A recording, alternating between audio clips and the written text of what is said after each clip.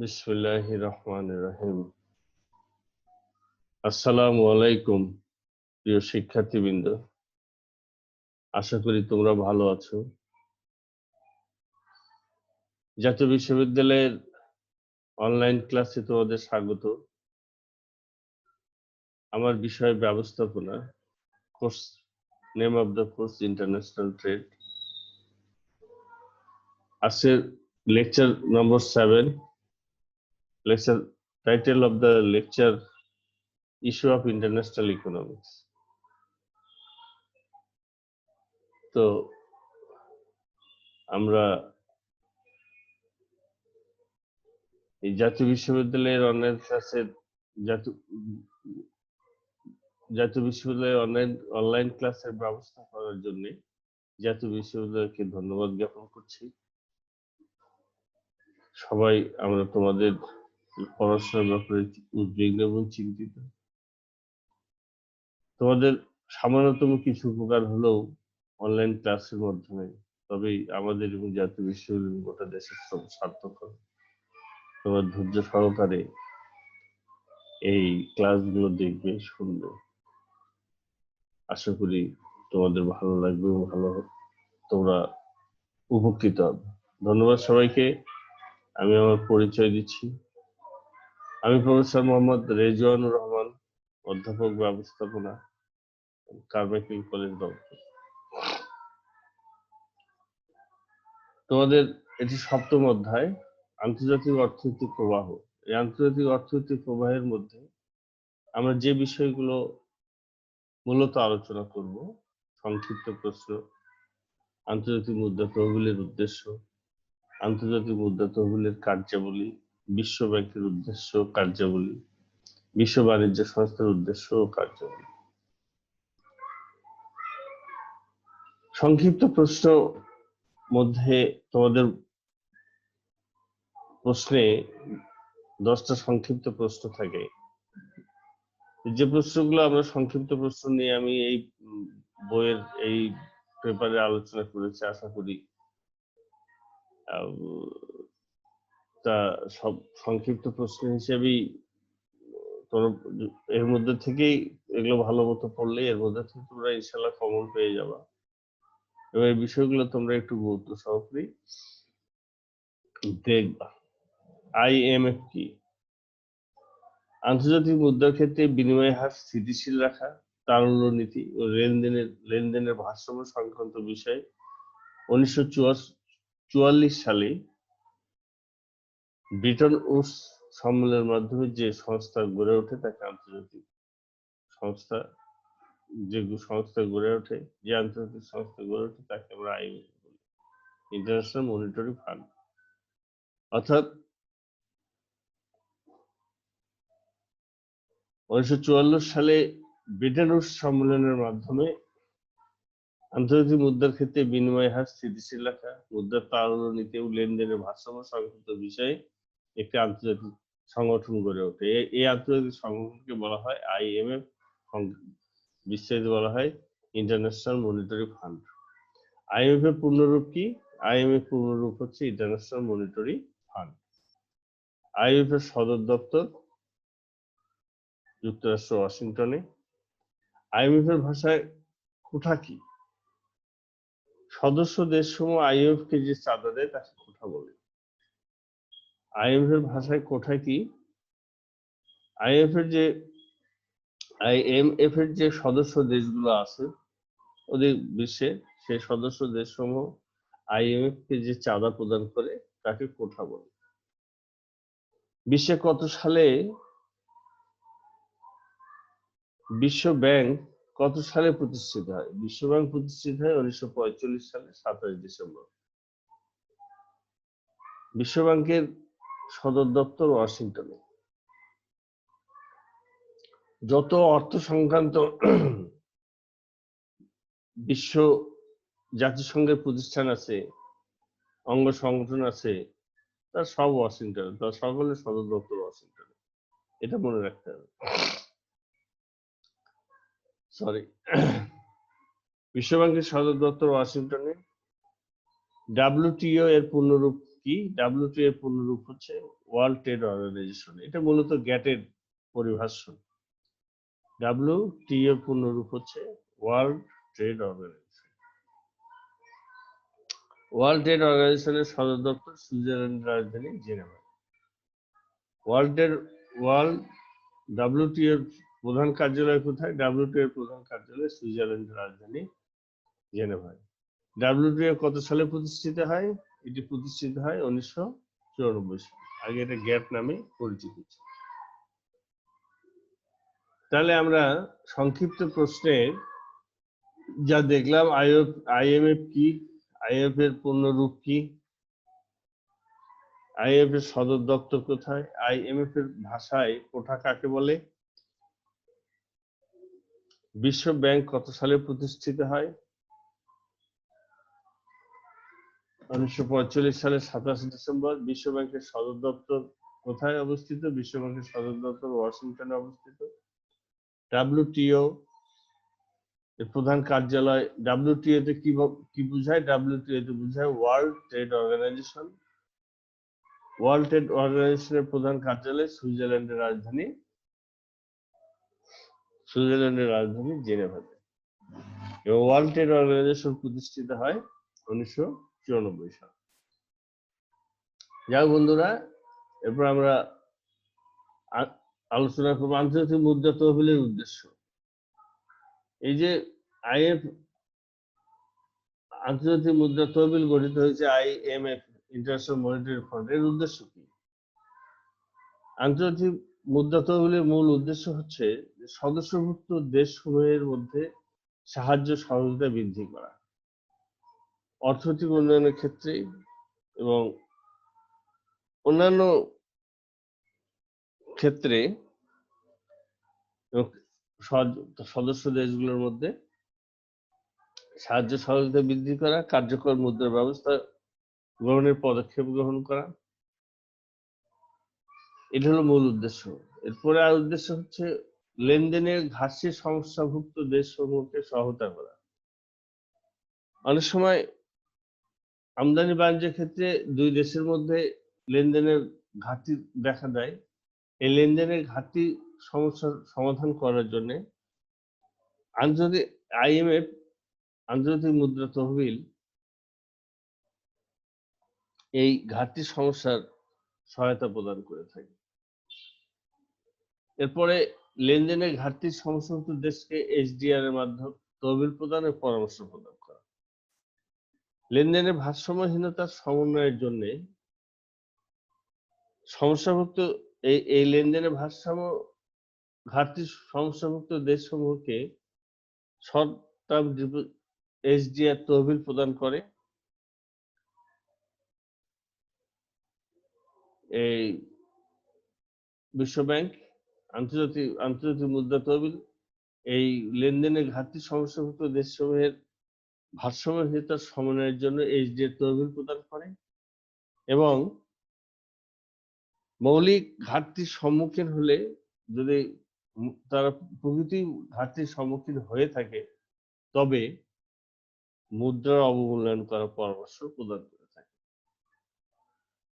আরেকটা উদ্দেশ্য হচ্ছে সদস্যভুক্ত দেশের মধ্যে আর্থিক সংকট হলে তা দূর করা। অনেক সময় বাণিজ্যের ক্ষেত্রে, আন্তর্জাতিক বিনিময়ের ক্ষেত্রে দেখা যায় কোনো দেশ আর্থিক সংকটের সম্মুখীন হয়। যখন কোনো দেশ আর্থিক সংগঠনের সম্মুখীন হয় অথবা দেশের অর্থ সংকট দেখা দেয়, তখন IMF ওই আর্থিক সংকটভুক্ত দেশগুলোতে আর্থিক সাহায্য প্রদান করে থাকে। তাদের সংকট নিরসনে আর্থিক সহযোগিতা, সাহায্য এবং সহযোগিতা দুটোই করে থাকে। এরপরে সদস্যভুক্ত দেশের মধ্যে লেনদেন ঘাটতি সংক্রান্ত সমাধানে বহুমুখী বিনিময় ব্যবস্থা প্রচলন করা। সদস্য দেশের মধ্যে লেনদেন সংক্রান্ত সমস্যার সমাধানের উদ্দেশ্যে আন্তর্জাতিক মুদ্রা তহবিল কি করে? বহুমুখী মুদ্রার বিনিময় ব্যবস্থা, উভয় দেশের মধ্যে বহুমুখী মুদ্রার বিনিময় ব্যবস্থা চালু করার পদক্ষেপ গ্রহণ করে থাকে, যাতে করে সদস্যভুক্ত দেশগুলোর মধ্যে লেনদেন সংক্রান্ত ঘাটতি সমাধান হয়। এরপরে হলো সদস্যভুক্ত দেশের মধ্যে আন্তর্জাতিক বাণিজ্যের সম্প্রসারণ করা। আন্তর্জাতিক মুদ্রা তহবিলের আরেকটি উদ্দেশ্য যে এই এই সংস্থার যারা সদস্য, সেই সদস্যভুক্ত দেশের মধ্যে কিভাবে বাণিজ্য বৃদ্ধি পাবে, কেমন করে উভয় দেশ বাণিজ্য থেকে লাভবান হবে, এই বিষয়ে সব পরামর্শ দেওয়া এবং এই বাণিজ্য ক্ষেত্রে যেভাবে তাদের মধ্যে বাণিজ্য বৃদ্ধি করানো যায় এর সহযোগিতা করা এবং সম্প্রসারণের ব্যবস্থা করা। আন্তর্জাতিক মুদ্রা তহবিলের আরেকটি উদ্দেশ্য হচ্ছে সদস্যভুক্ত দেশসমূহকে বিনিময় হারের অবনয়ন থেকে বিরত রাখা। এর অন্যতম উদ্দেশ্য সদস্য দেশসমূহকে বিনিময় হারের অবনয়ন থেকে বিরত রাখা, বিনিময় হারের স্থিতিশীলতা বজায় রাখা এবং এক্ষেত্রে প্রগতিশীল পেইং পদ্ধতি অনুসরণ করা। এটি একটি গুরুত্বপূর্ণ জিনিস। অনেক সময় কোনো দেশ যখন বাণিজ্যের ভারসাম্যের লেনদেনের প্রতিকূল অবস্থা হয় তখন তারা বিনিময় হার অবলম্বন করতে থাকে।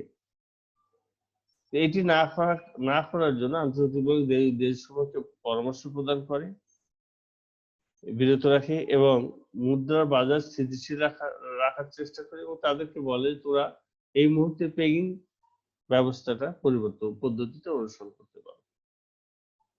পেগিং পদ্ধতি হচ্ছে বৈদেশিক বিনিময় হার, যারা যে বিদেশে যে অর্থগুলো বৈদেশিক বিনিময়ের দেনা পাওনা পরিস্থিতির জন্য অর্থাৎ বিদেশিরা যে পরিমাণ বৈদেশিক মুদ্রা পাবে, এই বৈদেশিক মুদ্রা তাদের ওই নিজ দেশের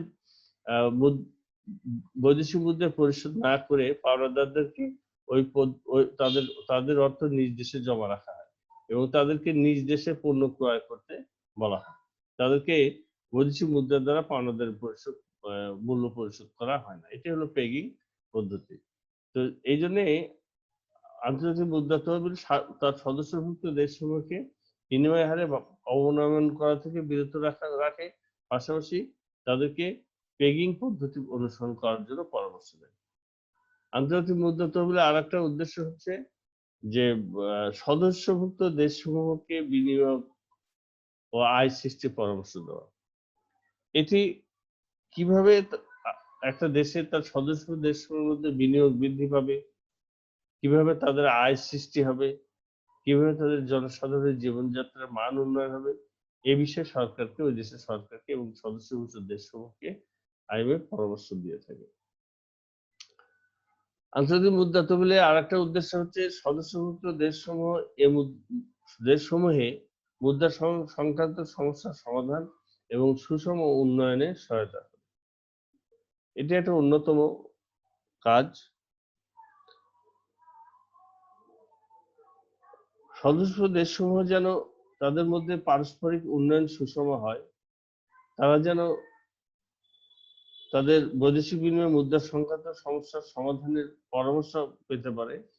এই জন্য আন্তর্জাতিক মুদ্রা তহবিল সদস্য দেশসমূহের এই সংক্রান্ত সমস্যাগুলো সমাধান করে উভয় দেশের এবং আন্তর্জাতিক বাজারে সুষম উন্নয়নের, আন্তর্জাতিক দেশসমূহের সুষম উন্নয়নের ব্যবস্থা করে থাকে। তাহলে আমরা আন্তর্জাতিক মুদ্রা তহবিলের উদ্দেশ্য যেটা জানলাম, সদস্যভুক্ত দেশসমূহের মধ্যে সাহায্য সহযোগিতা বৃদ্ধি করা, লেনদেনের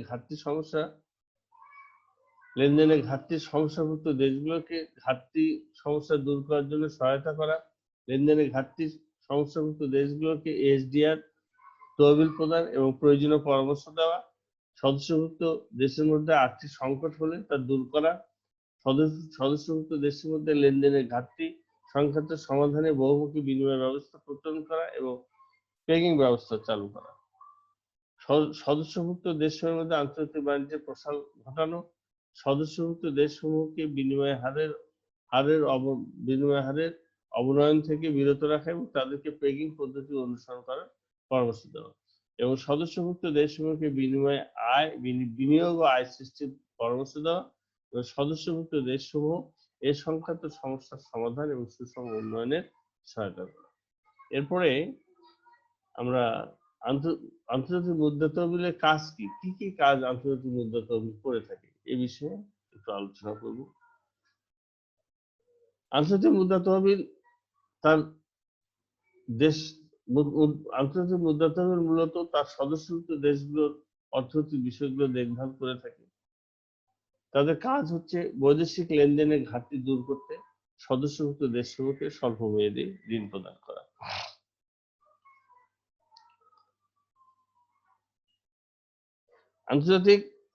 আন্তর্জাতিক অর্থ সংস্থানকারী প্রতিষ্ঠান হিসেবে 1945 সালে আন্তর্জাতিক মুদ্রা তহবিল গঠিত হয় এবং 1947 সালে IMF এর কার্যাবলী শুরু হয়। কার্যত আন্তর্জাতিক ক্ষেত্রে বিভিন্ন দেশের মুদ্রার বিনিময় সংক্রান্ত সহযোগিতা স্থাপন, বিদ্যমান সম্পর্ককে জোরদার করা, বিনিময় সংক্রান্ত জটিলতা দূর করার উদ্দেশ্য নিয়ে প্রতিষ্ঠানটি যাত্রা শুরু করে। এটা মূলত 1945 সালে মুদ্রা তহবিলটা গড়ে ওঠে এবং 1947 সালে আন্তর্জাতিক মুদ্রা তহবিলে কাজ শুরু করে। এই আন্তর্জাতিক মুদ্রা তহবিল তার কাজগুলোর মধ্যে প্রথম কাজ করে বৈদেশিক লেনদেনের ঘাটতি দূর করতে সদস্য দেশসমূহকে কি করে স্বল্পমেয়াদী ঋণ প্রদান করে থাকে। আর একটা কাজ কি করে, সদস্য দেশের আমদানি এবং রপ্তানি বাণিজ্যের ক্ষেত্রে প্রয়োজনীয় অর্থ পরামর্শ দিয়ে থাকে। সদস্য দেশসমূহের মধ্যে আমদানি রপ্তানি সংক্রান্ত যদি কোনো ঘাটতি দেখা দেয় তাহলে আন্তর্জাতিক মুদ্রা তহবিল তাদেরকে প্রয়োজনীয় অর্থ সরবরাহ এবং পরামর্শ প্রদান করে। সদস্য দেশকে প্রয়োজনীয় বৈদেশিক ঋণ প্রদান করে থাকে। আন্তর্জাতিক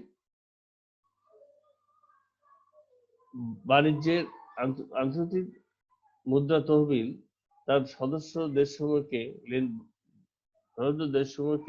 তার দেশের উন্নয়নে, বৈদেশিক বাণিজ্যের উন্নয়নে, দেশের উন্নয়নে প্রয়োজনীয় বৈদেশিক মুদ্রা ঋণ হিসেবে স্বল্প সুদে বৈদেশিক মুদ্রা ঋণ হিসেবে প্রদান করে থাকে।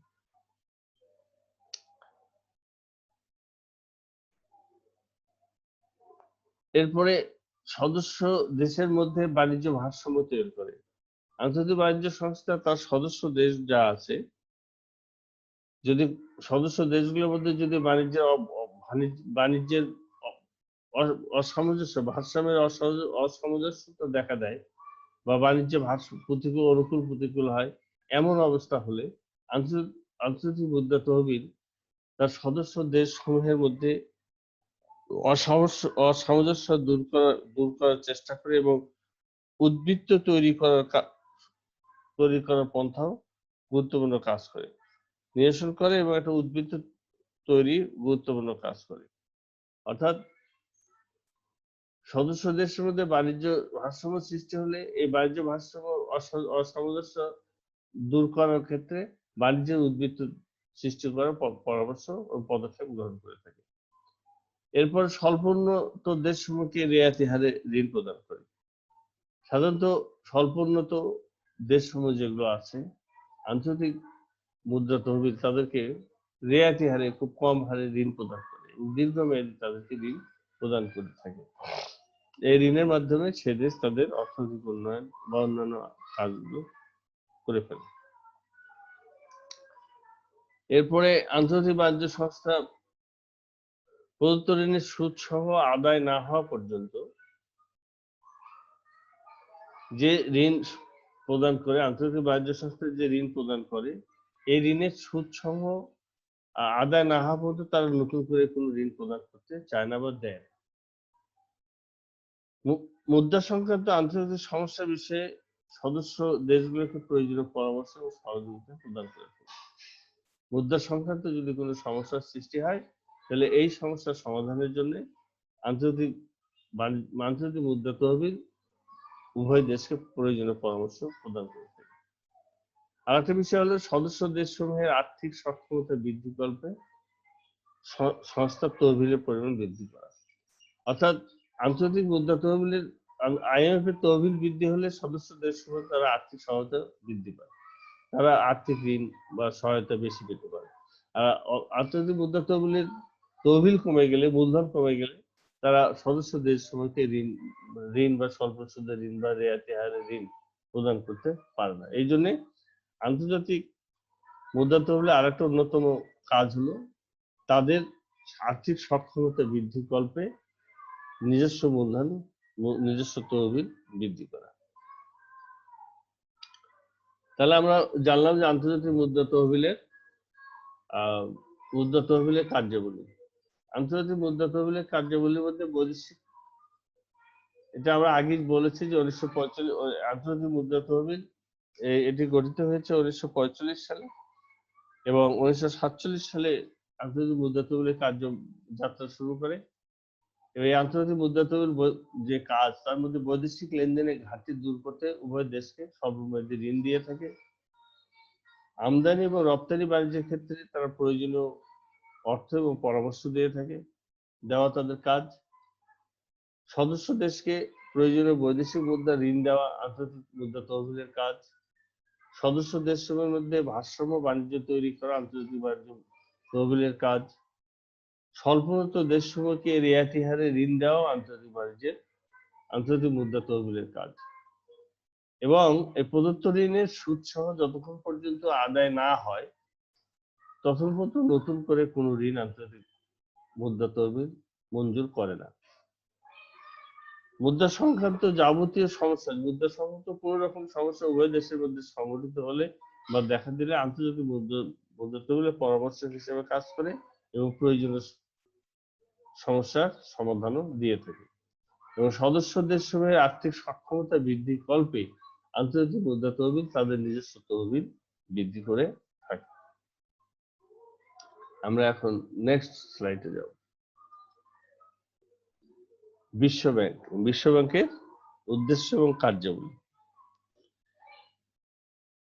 আমরা একটু সংক্ষেপে একটু আলোচনা করতে চাই। সেটা হচ্ছে বিশ্ব ব্যাংক বলতে আমরা কি বুঝি, মূলত এই বিষয়টি। যুক্তরাষ্ট্রের ব্রেটন উডস নামক স্থানে আন্তর্জাতিক বিনিময় হারের স্থিতিশীলতা সহ মুদ্রা ব্যবস্থার পুনর্গঠন, অর্থনৈতিক মহামন্দা এবং দ্বিতীয় বিশ্বযুদ্ধের কারণে বিপর্যস্ত বিশ্ব অর্থনীতির অবস্থার পুনর্গঠন ও প্রবৃদ্ধির কাজকে সফল করে তোলার জন্য 1944 সালে 1 জুলাই যুক্তরাষ্ট্রের প্রেসিডেন্ট রুজভেল্টের আমন্ত্রণে অকমিউনিস্টভুক্ত 44টি দেশের একটি সম্মেলন অনুষ্ঠিত হয়। সম্মেলনে 22 জুলাই পর্যন্ত চলে। আমন্ত্রিত 44টি দেশ প্রায় 400 প্রতিনিধি ব্রেটন উডস সম্মেলনে যোগদান করে।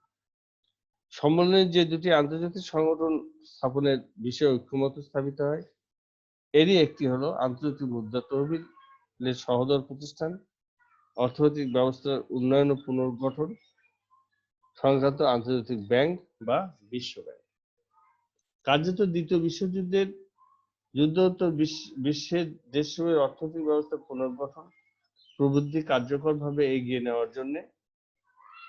নেওয়ার পাশাপাশি বিশ্বের সামগ্রিক অর্থনৈতিক ব্যবস্থার স্থিতিশীলতা বজায় রাখার প্রয়োজনে তৃতীয় বিশ্ব তথা অনুন্নত দেশসমূহের উন্নয়ন কার্যক্রমে সহযোগিতা করার উদ্দেশ্যে বিশ্ব ব্যাংক প্রতিষ্ঠিত হয়। 1944 সালে ব্রেটন উডস সম্মেলনের সিদ্ধান্ত অনুসারে 1945 সালের 27 ডিসেম্বর বিশ্ব ব্যাংক স্থাপিত হয় এবং 1947 সালে 26 জুন আনুষ্ঠানিকভাবে এরা কার্যক্রম যাত্রা শুরু করে। মাত্র 28টি সদস্য দেশ নিয়ে যাত্রা শুরু করা বিশ্ব ব্যাংকের সদর দপ্তর যুক্তরাষ্ট্রের রাষ্ট্রীয় ওয়াশিংটনে এবং বর্তমানে সদস্য সংখ্যা 182 জন। তাহলে আমরা আন্তর্জাতিক মুদ্রা তহবিল সম্পর্কে যেটুকু, বিশ্ব ব্যাংক সম্পর্কে যেটুকু জানলাম, যে যুক্তরাষ্ট্রের 1944 সালে যুক্তরাষ্ট্রের ব্রেটন উডস নামক স্থানে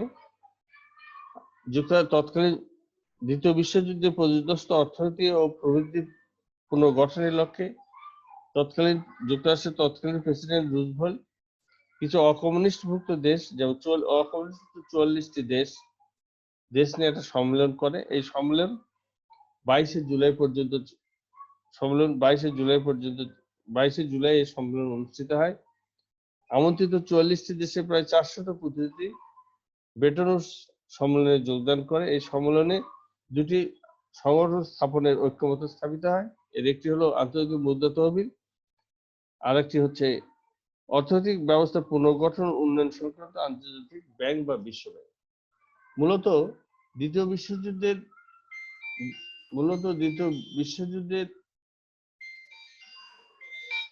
অর্থনৈতিক অবস্থা পুনর্গঠন ও প্রবৃদ্ধিকে কার্যকরভাবে এগিয়ে নিয়ে যাওয়ার জন্য বিশ্বের সামগ্রিক অর্থনৈতিক ব্যবস্থার স্থিতিশীলতা বজায় রাখার প্রয়োজনে এবং তৃতীয় বিশ্ব তথা অনুন্নত দেশসমূহের উন্নয়ন কার্যক্রমের সহযোগিতা প্রদানের লক্ষ্যে বিশ্বব্যাংক স্থাপিত হয়।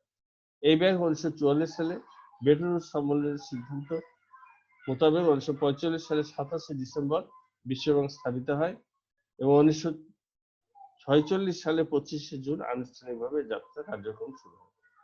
এই যাত্রার সময় মাত্র 28টি দেশ সদস্য রাষ্ট্র নিয়ে বিশ্বব্যাংকের কার্য শুরু করে। যাই হোক, এই হলো বিশ্বব্যাংকের, আমরা বিশ্বব্যাংক কি তা বুঝলাম। এবং তাহলে অর্থাৎ দ্বিতীয় বিশ্বযুদ্ধে উত্তর আন্তর্জাতিক পর্যায়ে বিপর্যস্ত অর্থনৈতিক পুনর্গঠন এবং এর প্রবৃদ্ধি উন্নয়নের জন্য প্রেসিডেন্ট রুজভেল্টের আমন্ত্রণে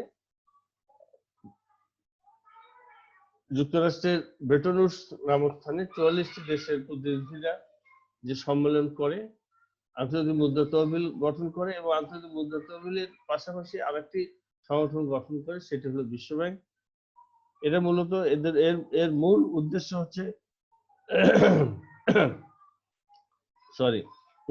হচ্ছে বিশ্বের বিভিন্ন দেশের অর্থনৈতিক ব্যবস্থা পুনর্গঠন, প্রবৃদ্ধিকে কার্যকরভাবে এগিয়ে নিয়ে যাওয়া, তৃতীয় বিশ্ব তথা অনুন্নত দেশসমূহের উন্নয়ন কার্যক্রমকে সহযোগিতা প্রদান করা এবং আন্তর্জাতিক পর্যায়ে অর্থনৈতিক অবস্থা স্থিতিশীল রাখা। এই ব্যাংক 1944 সালে ব্রেটন উডস সম্মেলনের সিদ্ধান্ত অনুযায়ী 1945 সালের 27 ডিসেম্বর স্থাপিত হয় এবং 1946 সালে 25 জুন 28 জন সদস্য দেশ নিয়ে যাত্রা শুরু করে। এই হলো মূলত আমাদের বিশ্বব্যাংক। বিশ্বব্যাংকের উদ্দেশ্য, কার্যাবলী কি? বিশ্বব্যাংকের উদ্দেশ্য হচ্ছে দ্বিতীয় বিশ্বযুদ্ধে বিধ্বস্ত ক্ষতিগ্রস্ত দেশগুলোকে অর্থনৈতিক পুনর্গঠনে সাহায্য করা। দ্বিতীয় বিশ্বযুদ্ধের কারণে যে সমস্ত দেশ বিধ্বস্ত হয়েছে, ক্ষতিগ্রস্ত হয়েছে, এই বিধ্বস্ত এবং ক্ষতিগ্রস্ত দেশগুলোকে তাদের অর্থনৈতিক উন্নয়ন এবং পুনর্গঠনে সাহায্য করা। এটা হলো বিশ্বব্যাংকের উদ্দেশ্য। আরেকটি উদ্দেশ্য হচ্ছে বিশ্বের উন্নত এবং উন্নয়নশীল দেশের অর্থনৈতিক উন্নয়নে সাহায্য এবং সহযোগিতা, চালু রাখা। বিশ্বের যে সমস্ত অনুন্নত দেশ, উন্নয়নশীল দেশ, গরিব দেশ, এই গরিব দেশের অর্থনৈতিক উন্নয়ন যেন করা যায়, সেই জন্য তাদের প্রয়োজনীয় সাহায্য সহযোগিতা প্রদান করা। অনুন্নত এবং উন্নয়নশীল দেশের উৎপাদনশীলতা বৃদ্ধিতে সহায়তা করা। বিশ্বব্যাংকের আরেকটি অন্যতম উদ্দেশ্য যে বিশ্বের অনুন্নত এবং উন্নয়নশীল যে দেশগুলো আছে, এই অনুন্নত এবং উন্নয়নশীল দেশের উৎপাদনশীলতা কিভাবে বৃদ্ধি করা যাবে তা প্রয়োজনীয় পরামর্শ, সাহায্য সহযোগিতা করা। একটা গুরুত্বপূর্ণ উদ্দেশ্য কাজ করে, সেটা হচ্ছে আন্তর্জাতিক লেনদেনের ভারসাম্য রক্ষায় সহায়তা করা। বিশ্বের বিভিন্ন দেশের মধ্যে যে বাণিজ্য সংগঠিত হয়, এই বাণিজ্য সংগঠিত হওয়ার কারণে উভয় দেশের মধ্যে বাণিজ্য কখনো ভারসাম্যের অনুকূল, কখনো প্রতিকূল হয়। এই অনুকূল প্রতিকূল ভারসাম্যের ক্ষেত্রে থেকে বিশ্বব্যাংক কি করে, আন্তর্জাতিক লেনদেনের ভারসাম্য যেন বজায় থাকে, ভারসাম্য রক্ষায় সহায়তা করে, প্রয়োজনীয় পদক্ষেপ গ্রহণ করে থাকে। এছাড়া বিশ্বব্যাংকের আরেকটি কাজ হচ্ছে সদস্য দেশসমূহের কৃষি, স্বাস্থ্য, পরিবহন, যোগাযোগ, বিদ্যুতায়ন, শিল্পায়ন, জনসংখ্যা বৃদ্ধি রোধ, কারিগরি সহযোগিতা এবং প্রভৃতি খাতে ঋণ এবং সহায়তা প্রদান করা। সদস্য দেশসমূহের মধ্যে কৃষি, স্বাস্থ্য, পরিবহন, প্রযুক্তি, যোগাযোগ, বিদ্যুতায়ন, শিল্পায়ন, জনসংখ্যা বৃদ্ধি রোধ, কারিগরি উন্নয়নের ক্ষেত্রে ঋণ প্রদান ও সহায়তা প্রদান করা। এই হলো বিশ্বব্যাংকের উদ্দেশ্য। তার বিশ্বব্যাংকের উদ্দেশ্যের মধ্যে আমরা যেগুলো জানলাম, দ্বিতীয় বিশ্বযুদ্ধে বিধ্বস্ত এবং ক্ষতিগ্রস্ত দেশগুলোকে অর্থনৈতিক পুনর্গঠনে সাহায্য করা, বিশ্বের উন্নয়নশীল ও অনুন্নত দেশের অর্থনৈতিক উন্নয়নে সাহায্য সহযোগিতা করা, অনুন্নত উন্নয়নশীল দেশের উৎপাদনশীলতা বৃদ্ধিতে সহায়তা করা, আন্তর্জাতিক লেনদেনের ভারসাম্য রক্ষায় সহায়তা করা এবং সদস্য দেশসমূহের কৃষি ও স্বাস্থ্য, পরিবহন, প্রযুক্তি খাতে সহযোগিতা করা। এর কার্যাবলী, বিশ্বব্যাংক কি কাজ করে? বিশ্বব্যাংক যে বিশ্বব্যাংক আন্তর্জাতিক মুদ্রা তহবিলের যে কোনো সদস্য বিশ্বব্যাংকের সদস্য হতে পারে এবং বিশ্বব্যাংক তাদের এই আন্তর্জাতিক মুদ্রা তহবিলের সদস্য যে কোনো ব্যক্তি বিশ্বব্যাংকের সদস্যদের বিশ্বব্যাংকের সদস্য হয়। এই ইন্টারন্যাশনাল ব্যাংক বা ওয়ার্ল্ড ব্যাংক নামে যে পরিচিত, এটি ওয়ার্ল্ড ব্যাংক, এই ওয়ার্ল্ড ব্যাংকের যে কাজ, এই কাজগুলো এখন তোমাদের সামনে আমি আলোচনা করব। প্রথম কাজ হচ্ছে উন্নত অন্যান্য দেশের অর্থনৈতিক উন্নয়নে সহায়তা করা। প্রথম কাজ কি কাজ?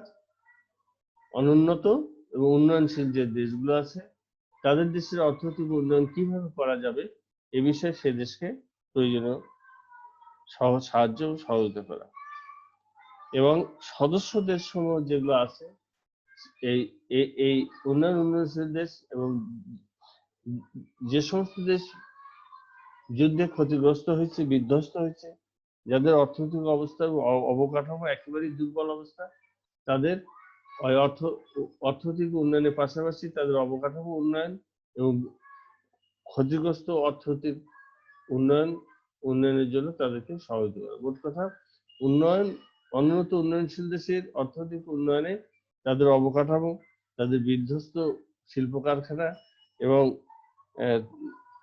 তাদের রাস্তাঘাট, বাড়ি, শিল্প প্রতিষ্ঠান ইত্যাদি স্থাপন এবং এর পুনর্গঠনে প্রয়োজনীয়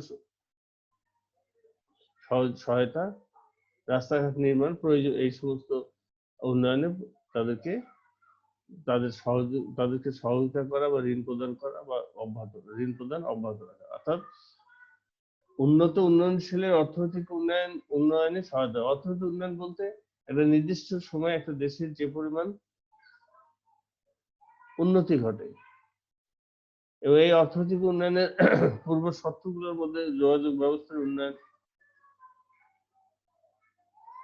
আর্থিক উন্নয়ন, শিল্প কারখানার উন্নয়ন, বিদ্যুতের উন্নয়ন, কলকারখানার উন্নয়ন, রাস্তাঘাটের উন্নয়ন, এগুলোকে বলবো। এই সমস্ত ক্ষেত্রে বিশ্বব্যাংক উন্নয়ন ও উন্নয়নশীল দেশকে সহায়তা করে থাকে। এরপরে বিশ্বব্যাংকের কাজ হচ্ছে সদস্য দেশসমূহকে তাদের পরিকল্পনা বাস্তবায়নে আর্থিক এবং কারিগরি সহায়তা দান করা। বিশ্বব্যাংকের যে সদস্য দেশসমূহ আছে তাদের দেশের যে পরিকল্পনা তারা বাস্তবায়ন করতে চায়, উন্নয়ন পরিকল্পনা বা পঞ্চবার্ষিক পরিকল্পনা, যে ধরনের পরিকল্পনা তারা দেশের জন্য গ্রহণ করে থাকে, এই সমস্ত পরিকল্পনা বাস্তবায়নের ক্ষেত্রে তারা কি করে? কারিগরি সহযোগিতা এবং আর্থিক সহায়তা বিশ্বব্যাংক প্রদান করে থাকে। আর একটা বিষয় হলো বিশ্বব্যাংক উন্নত এবং উন্নয়নশীল দেশের উৎপাদনশীলতা বৃদ্ধিতে সাহায্য করে থাকে। বিশ্বব্যাংক কি করে? উন্নত এবং উন্নয়নশীল দেশের উৎপাদনশীলতা, তাদের ক্ষেত্রে তাদের কৃষি, স্বাস্থ্য, শিক্ষা, কলকারখানায় উন্নয়নের জন্য যে ক্ষেত্রে যা দরকার সেই সমস্ত জায়গায় তারা বিশ্বব্যাংক এই উৎপাদনশীলতা এবং শিল্প কারখানার উৎপাদনশীলতা, কৃষিতে উৎপাদনশীলতা ইত্যাদি বৃদ্ধিতে সহায়তা প্রদান করে। বিশ্বব্যাংকের আরেকটা কাজ হচ্ছে বিশ্বের অনুন্নত উন্নয়নশীল দেশের দারিদ্র দূরীকরণে সহায়তা করা। অনুন্নত এবং উন্নয়নশীল দেশের দারিদ্র দূরীকরণে সহায়তা করা। কিভাবে উন্নত উন্নয়নশীল দেশের দারিদ্র দূর করা যায় এর জন্য তারা প্রয়োজনীয় সাহায্য, সহযোগিতা, পরামর্শ প্রদান করে থাকে। ডিএ, আইএফসি বা মেগা এর মাধ্যমে সদস্য দেশসমূহকে সহজ শর্তে ঋণ প্রদান করে। বিশ্বব্যাংক ডিএ, আইএফসি এবং মেগার মাধ্যমে কি করে? তার সদস্য দেশসমূহকে সহজ শর্তে ঋণ প্রদান করে। উন্নত এবং উন্নয়নশীল দেশসমূহকে বিনা সুদে বা স্বল্প সুদে ঋণ দেয়। বিশ্বব্যাংকের আরেকটি উল্লেখযোগ্য কাজ হচ্ছে উন্নত এবং উন্নয়নশীল দেশ যেগুলো আছে সেই সমস্ত দেশসমূহকে অনেক সময় তারা বিনা সুদে অথবা খুব স্বল্প সুদে ঋণ মঞ্জুর করে থাকে, যাতে করে তাদের দেশের অর্থনৈতিক উন্নয়ন ত্বরান্বিত হয়। এরপরে বিশ্বব্যাংকের আরেকটি কাজ হলো সদস্য দেশসমূহের কৃষি, স্বাস্থ্য, পরিবহন, প্রযুক্তি, বিদ্যুতায়ন, শিল্পায়ন, জনসংখ্যা বৃদ্ধি রোধ, কারিগরি উন্নয়ন, বিভিন্ন খাতে ঋণ এবং সহায়তা প্রদান করা। কৃষি খাতে, স্বাস্থ্য খাতে, পরিবহন খাতে, প্রযুক্তি খাতে, জনসংখ্যা বৃদ্ধি রোধ খাতে, বিদ্যুতায়নের খাতে, শিল্প উন্নয়নের খাতে ঋণ এবং সহায়তা প্রদান করা। আর একটা উদ্দেশ্য হচ্ছে বিশ্বব্যাংকের আরেকটি কাজ হলো আন্তর্জাতিক লেনদেনের ভারসাম্যে সহায়তা করা। আন্তর্জাতিক লেনদেন বিশ্বের বাণিজ্যে আন্তর্জাতিক লেনদেনের যে ভারসাম্য রক্ষা করা, নাহলে একটি দেশ আরেকটি দেশের দ্বারা শোষিত হতে পারে এবং বিশ্বের অর্থনীতি একদিকে পরিচালিত হতে পারে। তাহলে আমরা বিশ্বব্যাংকের কার্যাবলীর মধ্যে দেখলাম উন্নয়ন এবং উন্নত এবং উন্নয়নশীল দেশের অর্থনৈতিক উন্নয়নে সহায়তা করা, সদস্য দেশসমূহকে তাদের পরিকল্পনা বাস্তবায়নে আর্থিক কারিগরি সহায়তা দান করা, উন্নত এবং উন্নয়নশীল দেশের উৎপাদনশীলতা বৃদ্ধিতে সহায়তা করা, বিশ্বের উন্নত এবং উন্নয়নশীল দেশের দারিদ্র্য দূরকরণে সহায়তা করা, ডিএ, আইএফসি এবং মেগা এর মাধ্যমে সদস্য দেশসমূহকে সহজ শর্তে ঋণ প্রদান করা, উন্নয়ন এবং উন্নয়নশীল দেশসমূহকে বিনা সুদে অথবা স্বল্প সুদে ঋণ দেয়া, সদস্য দেশসমূহে কৃষি, স্বাস্থ্য, পরিবহন, প্রযুক্তি, বিদ্যুতায়ন, যোগাযোগ ব্যবস্থা, জনসংখ্যা বৃদ্ধি রোধ, কারিগরি প্রভৃতি খাতে ঋণ এবং সহায়তা প্রদান করা। সর্বশেষ কাজ হচ্ছে আন্তর্জাতিক লেনদেনে ভারসাম্য রক্ষায় সহায়তা করা। আমরা নেক্সট স্লাইডে যাচ্ছি। বিশ্ব বাণিজ্য সংস্থার উদ্দেশ্য।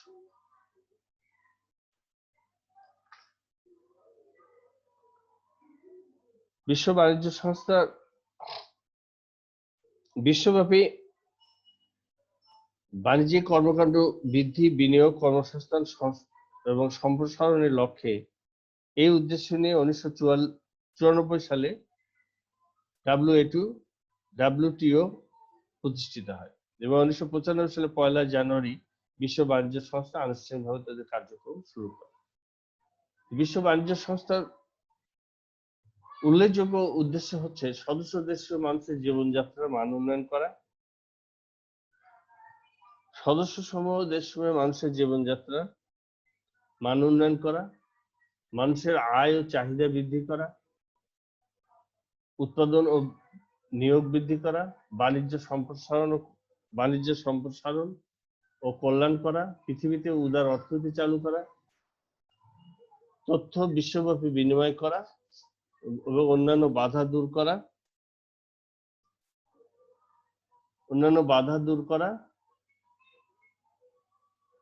বাণিজ্যের শুল্ক অন্যান্য বাধা দূর করা, দ্বৈত কর রহিত করা। সদস্য দেশ বিশ্ব বাণিজ্য সংস্থা যে সমস্ত দেশ তাদের সদস্য, এই সদস্য দেশসমূহের সকল মানুষের অর্থনৈতিক মঙ্গল বা কল্যাণার্থে বিশ্ব বাণিজ্য সংস্থা প্রতিষ্ঠিত হয়েছে।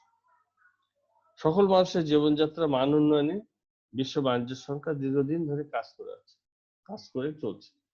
তাহলে এই সদস্য দেশসমূহের সকল মানুষের জীবনযাত্রার মান উন্নয়ন বিশ্ব বাণিজ্য সংস্থার অন্যতম উদ্দেশ্য। মানুষের আয় এবং চাহিদা বৃদ্ধি।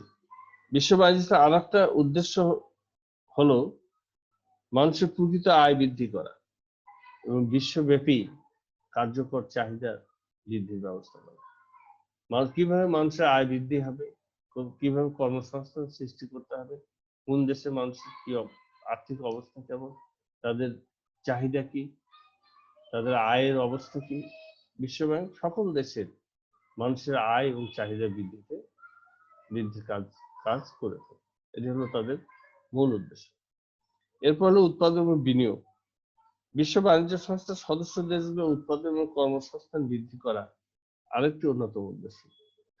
পৃথিবীর সকল দেশের মানুষের জন্য উৎপাদন করা এবং সকল দেশের মানুষের কর্মসংস্থান সৃষ্টি করা বিশ্বব্যাংকের অন্যতম উদ্দেশ্য। বাণিজ্য সম্প্রসারণ এবং অর্থনৈতিক কল্যাণ করা। পুরো পৃথিবীর মানুষের উৎপাদিত সকল পণ্যের স্বাদ গ্রহণ করতে পারে সে লক্ষ্যে বিশ্ব বাণিজ্য সংস্থা কার্যকর ভূমিকা রাখে। অর্থাৎ সব দেশের পণ্য যেন সব দেশে অবাধে চলাচল করতে পারে এবং সব দেশের পণ্যই যেন পৃথিবীর অন্যান্য সকল দেশের মানুষ ব্যবহার করতে পারে, ভোগ করতে পারে, এবং এই নিশ্চয়তার জন্য বাণিজ্য সম্প্রসারণ করা এবং অর্থনৈতিক কল্যাণ নিশ্চিত করা বিশ্বব্যাংকের উদ্দেশ্য। পৃথিবীতে উদার অর্থনীতি চালু করা। সারা বিশ্বে বাণিজ্যের উদারীকরণের লক্ষ্যে ডাব্লিউটিও কাজ করে যাচ্ছে। ডাব্লিউটিও এর উদ্দেশ্য হলো সদস্য দেশগুলোর আর্থিক উন্নয়নে কাজ করা এবং পৃথিবীর উদার অর্থনৈতিক ব্যবস্থা চালু করা, পৃথিবীর সম্পদ সমূহের তথ্যভাবে উদার অর্থনীতি চালু করা এবং পৃথিবীর সম্পদ সমূহের যথাযথ ব্যবহার করা, পৃথিবীর সকল দেশে যে সমস্ত প্রাকৃতিক সম্পদ আছে এই প্রাকৃতিক সম্পদ সমূহের যথাযথ ব্যবস্থা নিশ্চিত করা, উৎপাদন ব্যবস্থা বৃদ্ধি করা এবং পৃথিবীতে একটি উদার অর্থনীতি চালু করা, তথ্য বিশ্বব্যাপী বিনিময় করা। আরেকটা উল্লেখযোগ্য দিক হচ্ছে বিশ্বব্যাপী তথ্যের বিনিময়। সারা বিশ্বে মানুষ, দুনিয়ার সকল মানুষ এক প্রান্ত থেকে আরেক প্রান্তে বাণিজ্য সংক্রান্ত বা বিভিন্ন তথ্য যেন সহজেই পেতে পারে, এটিও বিশ্ব ব্যাংকের উদ্দেশ্য। এটা হলো ব্যাপক কর্মসংস্থান নিশ্চিত করা, বাণিজ্য শুল্ক ও অন্যান্য বাধা দূর করা। বিশ্ব বাণিজ্য সংস্থার অন্যতম আরেকটি উদ্দেশ্য হচ্ছে যে বিশ্বের অন্যান্য দেশের বাণিজ্য শুল্কের এবং বাণিজ্যের ক্ষেত্রে শুল্ক এবং যে বাধাগুলো আছে সেই বাধাগুলো সহজে দূর করা এবং দ্বৈত কর ব্যবস্থা রহিত করা। তাহলে আমরা নেক্সট স্লাইডে যাই। বিশ্ব বাণিজ্য সংস্থার কার্যাবলী। বিশ্ব বাণিজ্য সংস্থা কি কাজ করে? বিশ্ব বাণিজ্য সংস্থা প্রতিষ্ঠিত হওয়ার পরে বিশ্বের দেশসমূহে বাণিজ্য সংক্রান্ত প্রতিবন্ধকতা দূর করে বাণিজ্য প্রসারের উদ্দেশ্যে ওয়ার্ল্ড ট্রেড অর্গানাইজেশন বিশ্ব বাণিজ্য সংস্থার কার্যক্রম শুরু হয়। বিশ্ব বাণিজ্য সংস্থার কার্যাবলী যেমন বিশ্বব্যাপী মুক্ত বাজার সৃষ্টি ও পরিচালনা করা। বিশ্ব বাণিজ্য সংস্থার অন্যতম এই যে কাজ, যে বিশ্বব্যাপী মুক্ত বাজার সৃষ্টি ও পরিচালনা করা। ইন্টিগ্রেট ডিসপিউট সেটেলমেন্ট সিস্টেমের মাধ্যমে বাণিজ্য ব্যবস্থা নিষ্পত্তি করা, ডিএসপি। ইন্টিগ্রেট ডিসপিউট সেটেলমেন্ট সিস্টেমের মাধ্যমে বাণিজ্য বিরোধ নিষ্পত্তি করা, গ্যাট কর্তৃক সম্পাদিত সব চুক্তি ও বিধিবিধান বাস্তবায়ন করা। ইতিপূর্বে গ্যাটের পরিবর্তিত রূপ ডাব্লিউটিও, এই গ্যাট ইতিপূর্বে যে সমস্ত চুক্তি সম্পাদন করেছে সে সকল সম্পাদন চুক্তি সমূহ ও বিধিবিধান বাস্তবায়ন করা। আরেকটা কাজ হচ্ছে বিশ্ব বাণিজ্য সংস্থা, আরেকটি কাজ হচ্ছে সংস্থার বাণিজ্য নীতিমালার সংশোধন এবং তা বাস্তবায়ন করা।